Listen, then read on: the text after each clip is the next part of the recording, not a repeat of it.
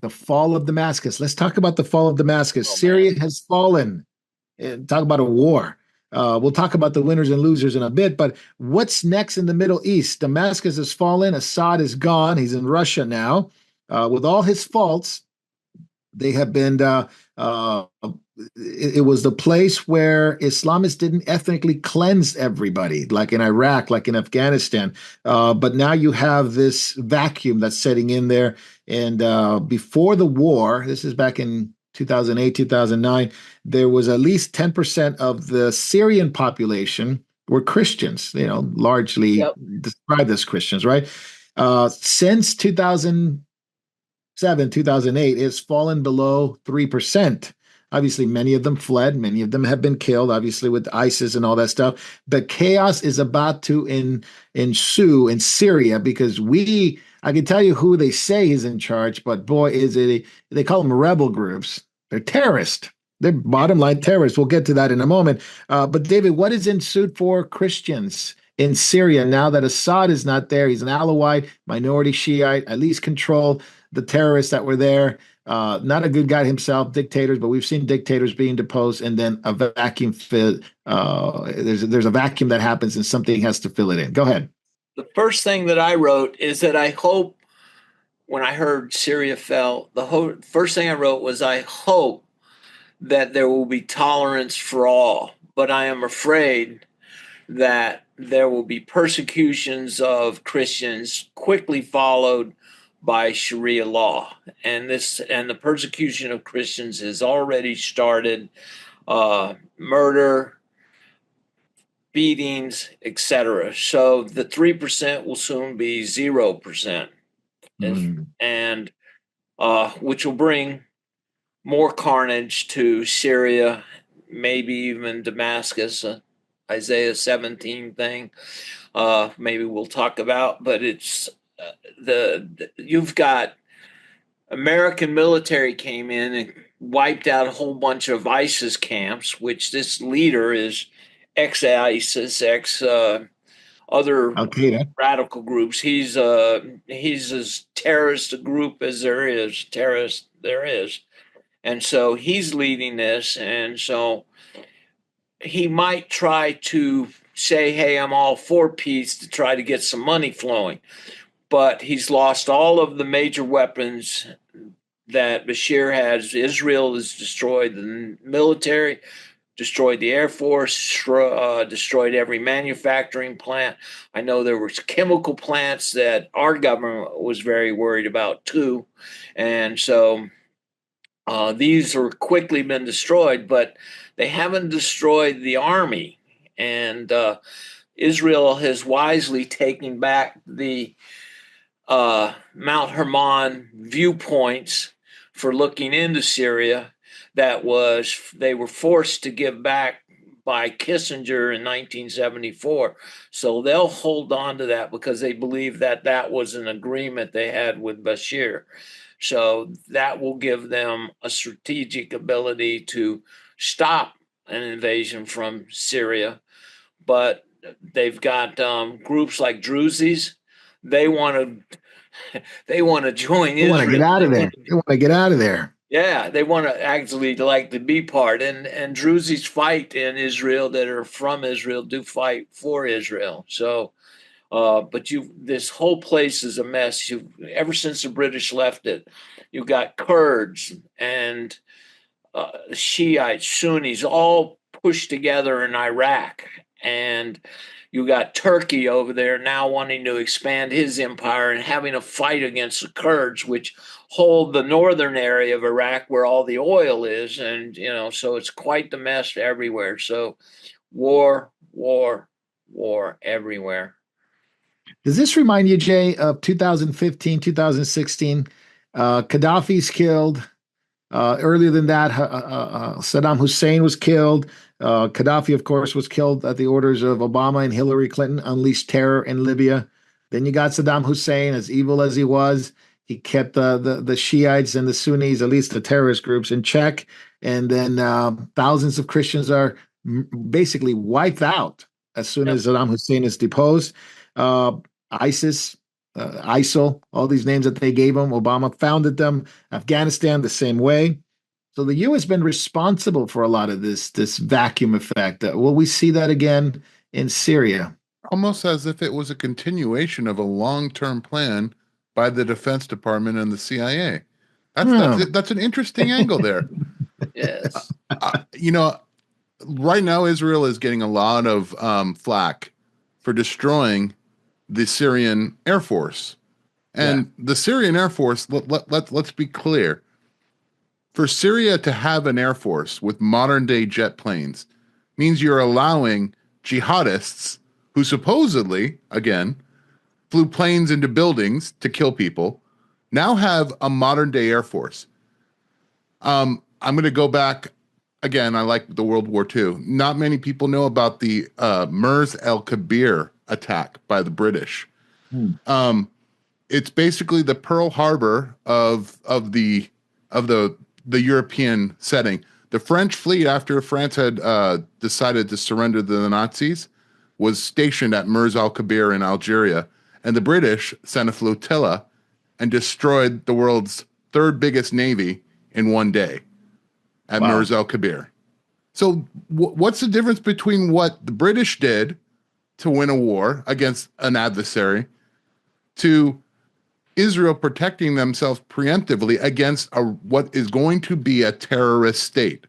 I don't care what media says that he's a nice progressive guy, that he likes gender No, he works for he worked for Al Qaeda, he worked for ISIS. This is a very bad man, and the people who are in his regime are very bad people. There's Syria is now going from worse to even worse. Hmm. Yeah, absolutely. So who's Jay? We'll start with we'll stay with you. Who will control Syria or whatever they're going to call it now at the end? Obviously, this is Damascus, and we'll talk about the prophecy of Isaiah. But here's Yalani, Abu Muhammad Yalani. As you mentioned, they're trying to paint him as this moderate Sharia light, individual. They trimmed up his beard. They put a Zelensky looking suit on him. Now he's the modern day Zelensky in the Middle East, and I would imagine they're going to support him and fund him. But the media is painting him as this moderate guy. But as you mentioned, he worked with ISIS. He was mentored by Abu Bakr al-Baghdadi, if you guys remember that, and he was working for Al Qaeda. And now the rebels in Syria are claiming that after this is Jerusalem. After this it's what they call Palestine. Syrian men wanting to go back and fight for the new Syrian rebel army in Germany. All these Syrians in Europe going, we're taking the land like Muhammad did, chanting Muhammad's chants when they took over Mecca. So it's clear what the Muslim world thinks. Whether it's in Europe, whether it's in Syria, it's time to march upon the land and start taking over. Yeah. Yeah. They're opening up another front against Israel.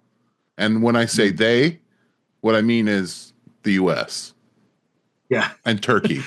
in Turkey. Yeah. So, David, we'll go with you. Will it be Turkey, the long-awaited caliphate that they've been wanting since the Ottoman Empire, with Erdogan as the head? He's long dreamed that, hasn't he? That he Yeah. is the new caliph of the revised Ottoman Empire. Well, I don't know if he'll ever make it there, but this I do remember on the Russians when they pulled out. They pulled out a bunch of equipment too, but they left naval vessels that had missiles on them, which could easily attack Israel and everything. So they've done quite the job. So, Yeah, no, absolutely. And but about Turkey, if they do get this, will yeah, have a corridor right into Israel if they ever decide to invade it. but they've got Back the to you, Kurds. They got their Kurds on there where they have, which they've on the been north, fighting. east. And Yeah, east. so they would have to finish that. But there's also Kurds now down here in Syria. And Oh, so yeah, there yeah, for may be sure, some for sure. sort of alliance there. And Kurds are good fighters. They're pro-West, but were forced stupidly by the Bush administration into uh, a bad position. They should have been given their land.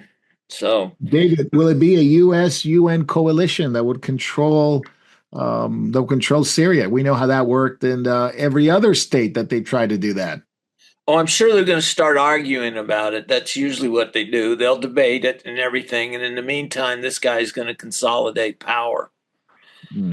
And then most likely he'll put out, we have to rebuild our country, we need supplies, we need food, so he can be seen as a hero, but at the same time he'll be killing Christians and Jews if he finds them, if there is any left there in Syria.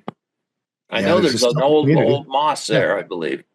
Yeah, there's still an old community, Jewish Yeah. community still in Syria. Biden here in America, Starmer in the UK, pledged millions of dollars to help rebuild Syria. Of Yep. course, right? We got Zelensky in the Middle East now. They better hurry up, Yeah. or Starmer 37 going to be days. holding the bag. Yeah. Oh man, yeah. What about Russia and Iran, Jay? It seem to be big losers in this. Obviously, Yes. not want to make not want to make the comparison. The persecution of Christians. Those are probably the biggest loss there. Christians in the small communities. But what about Russia and Iran and the influence they had in Syria for a long time? They just packed up and left. I, Yep. to be honest, I'd say let's wait and see, because, like you said, they had great influence. In fact, I believe, don't they have a naval base in Syria? The Russians? They lost Yeah, it they now, didn't though. destroy it. They didn't destroy it though. They did not destroy it. That they Yeah. might have plans to come back. That's Maybe. always the door's always open. The door's I always mean, open. let's face it, ISIS and the Al Qaeda, they are always willing to be bought. So Mm. maybe it's one of those things. What kind of deal can you give me? The price is always open. Negotiation is always open. I did want to ask you, David, going back to you, the prophecy of Isaiah 17, and this is something that we've talked about here in the past, maybe not to that extent. But this is Damascus will stop from being a nation, a city, I should say. And literally, the word that Isaiah uses, as inspired by the Spirit, is the word that was used for Sodom and Gomorrah. It'll be wiped out. It'll be from existence. So we're Place getting of for jackals. we're getting closer to that. Ultimately, I don't believe this has happened. Some people said it's partially happened and this and that, but ultimately, I believe it's going to take place. Obviously, in Yeah, it scriptures, has to. are we seeing the stage being set? Because as it is, half of it, maybe three quarters, in quite in bad shape. There's still people there. It's the oldest ancient populated city in the world. Obviously, we know about Paul. We know about the gospel being preached there. But it is changing, and the events are changing. Are we getting closer to that? You think? Well, having a man like Bashir there that is a radical is setting himself up to be destroyed himself, because if he comes against Israel, Israel will hold nothing back. And that could be the end, definitely the end, but we do know that the invasion will come from the north to end Israel. And so uh, it's looking like it. We're getting closer, but it would be easy to destroy Syria. They have no defenses, but if the invasion comes, it's Israel has to stop it. And now they can see it coming from a long ways off. But do we have a few more years now? That's the question. You Right, know, right, if exactly. do we, so, but he's got to put things back together as a ruler. He has to try to stabilize the country, get people fed, and in the meantime, destroy whatever internal enemies he has there, consolidate his power.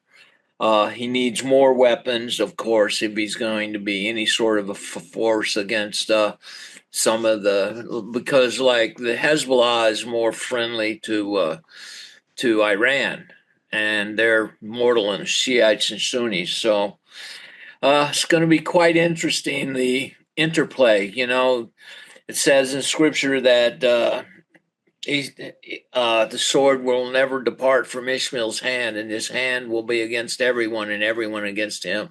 Islam fights against, if it doesn't have a common enemy, it fights against itself. And Shiites and Sunnis have been fighting against each other since the Battle of Kabbalah, since the Battle of Kabbalah. Karbala. Yeah, yeah. Let me bring that up because we did watch a video of a mom. It was a mother in Syria. She was from obviously has spent time in the UK. Went back to Syria to celebrate the fall of Assad, and she mentioned on the video this is Ummah. This is Ummah, she says. And people wonder, well, what is Ummah? Obviously, you have to find out. It's very simple. Ummah is the Islamic idea of unity of Islam. All Muslims are one brother, one unity, one people is what it says in the Quran. And but it's very different in real life. Now, that's what the Quran says. Now, let me tell you what the scripture says. You mentioned that. It's from the book of Genesis 17. It talks about Ishmael's sword will be against his brother. Yep. And it'll be a continual fight among them. Esau will always be in rebellion against itself. And so what you see here is the Quran is not true, and the Bible is absolutely right.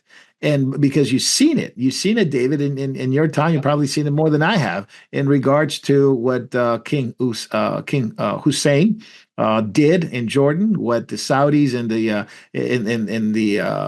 Iraqis did with each other, what they did to the Kuwaitis, what they did to the Jordanians, what they did to the Palestinians by Jordan, even in Lebanon. So this has gone on and on and on. Now, obviously, I beg the question, right, David? Who deposed Assad? Well, no, I'm talking about it was Muslims. Oh, Muslims. Oh, yeah. Sorry. So that's not Ummah. Yeah. That's not this. This is Shiite, Sunni, Alawites, which is the where Bashar al-Assad was from. They were put in there by the British, right? Yep. Way long ago after World War I. They put these minority groups in there in power arbitrarily. Some of these lines in the Middle East didn't exist prior to World War I, and they put them in power to control the radical terrorism that these eventually people became radically terrorizing the Middle East. So he was put in place as a stopper, but now that's gone, and so there's no Ummah. Yeah. Isn't there? Same thing with Saddam Hussein. He was a dictator there, put in power to keep one boot on the neck of the Sunnis, one boot on the neck of the Shiites, and to maintain peace and pump oil. But the problem is and then our own CIA got Iran Shiites to fight against Iraq, causing millions of deaths. It's constantly it's been like this. Iran ran children in the second and third and fourth grade dressed them in white and ran them through minefields to clear the way for their armies to invade Iraq. It's just insanity the way that it's such a religion that loves death. But you have all these Syrians that have come into Europe. I'm wondering if they're going to go back. No, they say it's too tough in Syria. They say, no, we don't want to go back. Well, I think I would say, hey, you've got a new victory. Bashar's gone. That was the reason you got to come. Go home. About a million Syrians in Germany marching. Well, not all of them were marching, but about a million in there coming the last maybe since 2015. It's the latest numbers, and those are the ones that they account for. Now they got great numbers marching through Christmas towns, or as you say, Christmas markets in Germany, and chanting this is our land. This is Muhammad's land. This is what Muhammad chanted in Mecca.